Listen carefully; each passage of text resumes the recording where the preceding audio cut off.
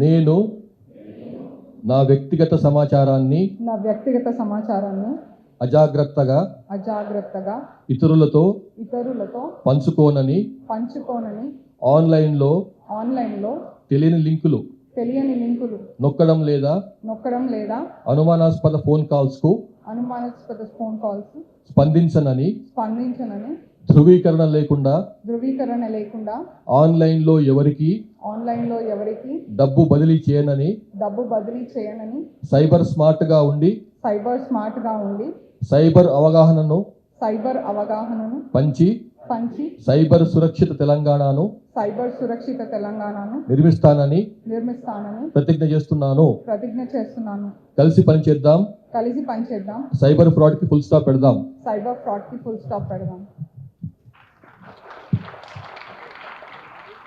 అందరికీ నమస్కారం.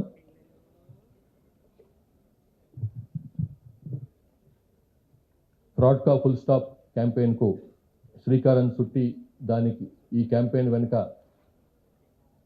ఒక పెద్ద ఇన్స్పిరేషన్ కలిగించినటువంటి director Telangana state cyber security bureau Shikha Goyal గారికి,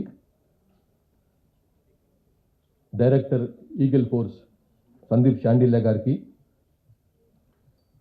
director Telangana state police academy Abhilasha Bisht గారికి, హైదరాబాద్ పోలీస్ కమిషనర్ విశ్వనాథ్ సజ్జనార్ గారికి, ఏడీజీ ఇంటెలిజెన్స్ విజయ్ కుమార్ గారికి, సిపి సైబరాబాద్ అవినాష్ మోహంతి గారికి, ఆలక్ష్య కన్స్ట్రక్షన్స్ శ్రీనాథ్ గారికి, ఎంఎన్ఆర్ యూనివర్సిటీ శ్రీ వర్మ గారికి, ఎస్బీఐ డీజీఎం విపిన్ కుమార్ గారికి, ఇక్కడ వచ్చినటువంటి అందరు కూడా నమస్కారం. Good afternoon. ఒక మంచి కార్యక్రమానికి మీరందరూ ఇక్కడ హాజరైనందుకని చెప్పి సమాజంలో అత్యంత ప్రమాదకరంగా విస్తరిస్తున్నటువంటి సైబర్ క్రైమ్ను అడ్డుకోవడానికని చెప్పి మీరందరూ నడుం కడుతున్నందుకని చెప్పి, ఉద్యుక్తులవుతున్నందుకని చెప్పి మిమ్మల్ని అభినందిస్తూ, అట్లాగే ఈ కార్యక్రమానికి వెనుక ఉండి నడిపిస్తున్నటువంటి సైబర్ సెక్యూరిటీ బ్యూరో అధికారులందరికీ కూడా నా యొక్క అభినందనలు. ఇంతకుముందు పాతకాలంలో ఈవెన్ 10-12 years కింద కూడా, పాతకాలం అంటే మరీ 30-40 ఏళ్ళు కాదు, 10-12 ఏళ్ళ కింద వరకు కూడా మనకు పెద్ద సమస్య డకాయిటీలు, అంటే బందిపోటు దొంగతనాలు, రాబరీసు అట్లా ఉంటుండే. ఈవెన్ ఫామ్ హౌస్ల పైన సిటీలకు దూరంగా ఇలా గ్రామాల్లో ఉండేటువంటి కొంచెం పెద్ద ఇండ్లను చూసుకొని పెద్ద ఎత్తున అఫెన్సులు చేసేవాళ్ళు, దొంగతనాలు చేసేవాళ్ళు, ఆ క్రమంలో ఇంట్లో వాళ్ళపైన దౌర్జన్యాలు చేసేవాళ్ళు, ఎదురు తిరిగితే వాళ్ళు పొడిచిన సందర్భాలు కూడా ఉండేటివి. కానీ లాస్ట్ 10 ఏళ్ల నుంచి, ముఖ్యంగా 5-6 years నుంచి పెద్ద సమస్యగా, ఒక పీడగా మారినటువంటి క్రైమ్ ఈ సైబర్ క్రైమ్.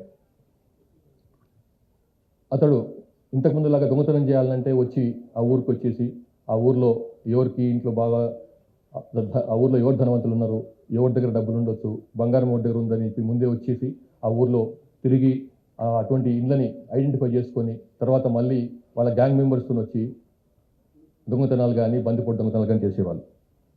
ఇప్పుడు ఆ అవసరం లేదు. ఎక్కడో రాజస్థాన్లోనో, జార్ఖండ్లోనో, ఢిల్లీలోనో ఇంకెక్కడో కూర్చొని ఆయన బెడ్రూమ్లో హాయిగా కూర్చొని నేరాలు చేయొచ్చు. దానికి రిస్క్ తక్కువ.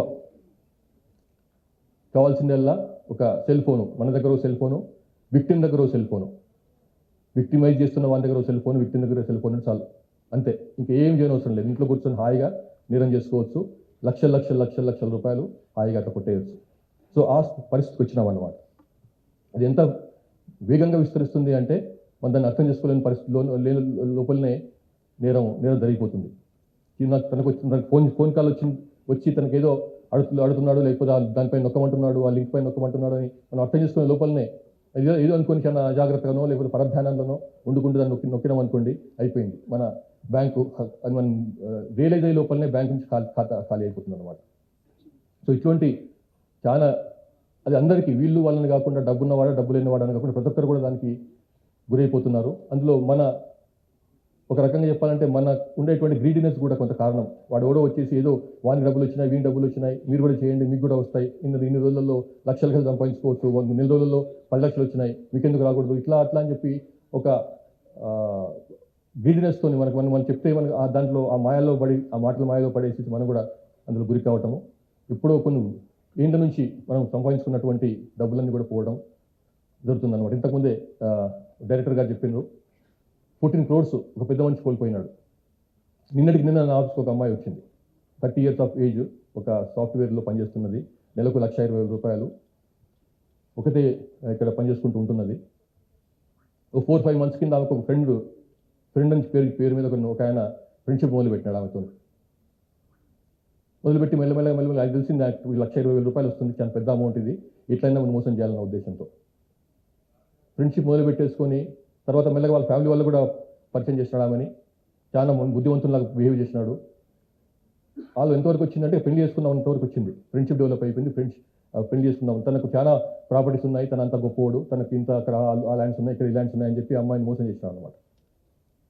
ఆ విధంగా అమ్మాయిని లోపరుచుకొని మెల్లమెల్లగా అమ్మాయితో ఈ లోను ఆ లోన్ అని లోన్ యాప్స్ అన్నింటిని డౌన్లోడ్ చేసుకుని అక్కడ లోన్ ఇక్కడ లోన్ అని చెప్పి ఆ అమ్మాయి లోన్ పెట్టడం తీసుకోవడం, ఈయన ఖర్చు పెట్టడం, అట్లా ఎంతవరకు వచ్చింది అంటే వితిన్ 4-5 monthsలోనే 40 లక్షల రూపాయలు లోన్ తీసుకున్నాడు ఆయన ఈమె ఖాతా ఈమె పేరు మీద.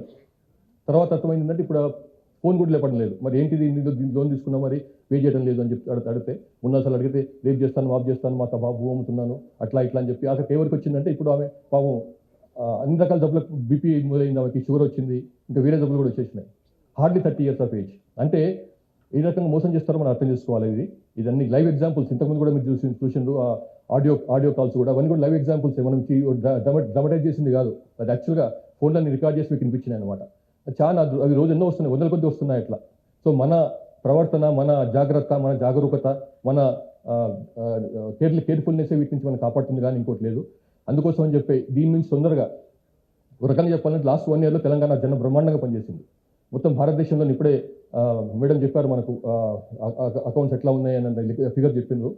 లాస్ట్ ఇయర్లో భారతదేశం కంటే భారతదేశంలో 30% క్లోజ్ టు 30% పెరిగితే మధ్య తగ్గినాయి నేరాలు. ఎందుకు అంటే మీలాంటి కేర్ఫుల్గా బిహేవ్ చేసే సిటిజన్స్ ఉన్నారు కాబట్టి, అట్లాంటి కేర్ఫుల్గా బిహేవ్ చేసేందుకు కారణమైనటువంటి ఆర్గనైజేషన్స్ ఇక్కడ ఉన్నాయి కాబట్టి, సైబర్ సెక్యూరిటీ లాంటి బ్యూరో లాంటి ఉన్నాయి కాబట్టి చాలా బ్రహ్మాండంగా మన దగ్గర పనిచేస్తున్నాం కాబట్టి ఈ తగ్గింది మన దగ్గర. కానీ తగ్గిందని చెప్పి మనం ఏమాత్రం కూడా లేట్గా తీసుకోవడానికి వీల్లేదు. ఇది చాలా సీరియస్ సమస్యను ముందు చెప్పుకున్నాం మనం. ఇది ఈ నెక్స్ట్ 6 weeks పాటు ఒక పెద్ద క్యాంపెయిన్ కాదు, ఒక పెద్ద ఉద్యమం లాగా చేయాల్సిన అవసరం ఉంది. అందరికీ ప్రతి ఊర్లో గ్రామాల్లో కూడా ఇది చేరుతుంది. అందులో అందరూ పోలీసులే కాకుండా, కాలేజీ స్టూడెంట్సే కాకుండా, ఇట్లాంటి వదాన్యులే కాకుండా, దాతలే కాకుండా అందరూ కూడా ఇందులో పార్టిసిపేట్ చేస్తున్నారు కాబట్టి తప్పకుండా ఇది పెద్ద సక్సెస్ఫుల్ ప్రోగ్రామ్ ఉంటుంది. మనం ఒక దేశానికి ఒక మార్గదర్శకంగా ఉండాలి, ఒక ఇన్స్పిరేషన్గా ఉండాలి.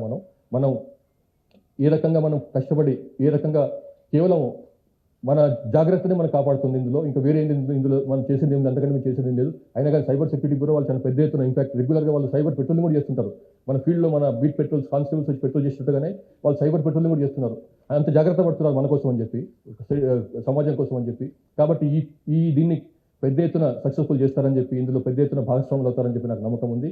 Thank you very much. All the best.